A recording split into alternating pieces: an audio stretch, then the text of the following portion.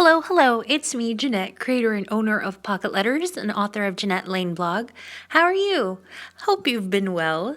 In the last video, I shared some of my journals that I've started since my move, and in this video, I wanted to do a tutorial on how to do a simple magazine layout. And I mentioned last time that the reason I shared those journals to begin with was that I wanted to inspire you to start your own in case you aren't journaling already. And with this tutorial, I hope that you see just how easy it is and that you don't need a lot of supplies to start.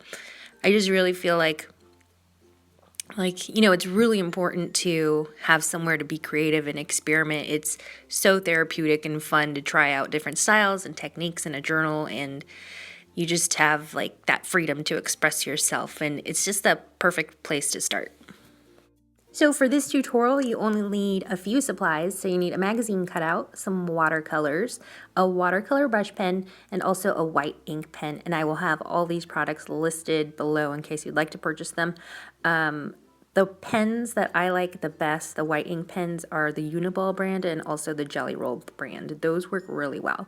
And I'm also going to be using a heat tool by, oh my gosh, my mind just went blank. Ranger, the Ranger heat tool to dry my watercolor layers quickly. It's just the best. Like, I don't know, you should just have a heat tool no matter what. Like, if you're a crafter, you need a heat tool. It's like a staple.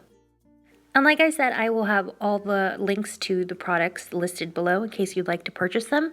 And buying them through my links gives me a commission, which is so helpful nowadays since I'm no longer working full-time, and every little bit helps, especially with the holidays coming up. So I really appreciate it.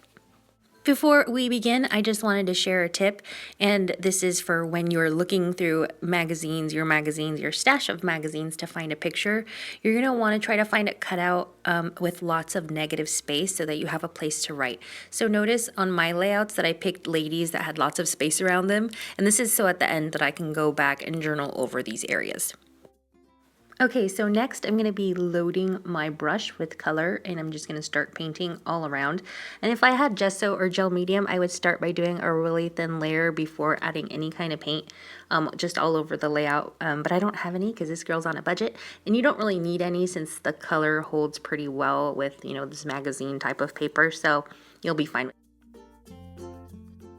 So now I'm going to be switching colors, and I'm going to be switching over to like an orange, like a deep orange, because I'm going to be journaling about fall and how fall here has been just amazing because there is actually a fall season to be had, unlike California. So I'm going to be journaling about fall, and that's why I'm picking these fall colors. Now that I added my first layer of color, I'm going to go back and add a few more layers of the same paint color to make my colors really pop. And I accidentally used a little bit too much water on my page on that first layer, but that's okay because the heat tool dried it up. And also just wanted you to make sure that if you are doing this, that you're drying the paint between each layer. Otherwise your paper's going to get super wet and it might tear. I love that with art journaling, you don't have to be too precise or absolutely perfect. Like, it's okay to be messy, and if you make a mistake, you just have to own it and make it work. Well, that really sounds like life in general, doesn't it?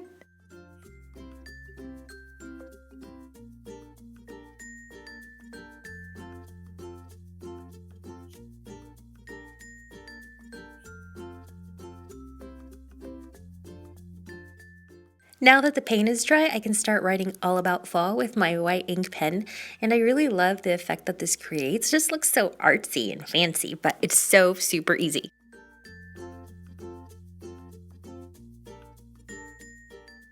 Now that I'm all done, I'm going to be trimming this down to fit into my journal. So easy, right? Well, that's it for today, friends. And if you'd like to see more of my crafty projects, then please follow me on Instagram at Janette Lane blog.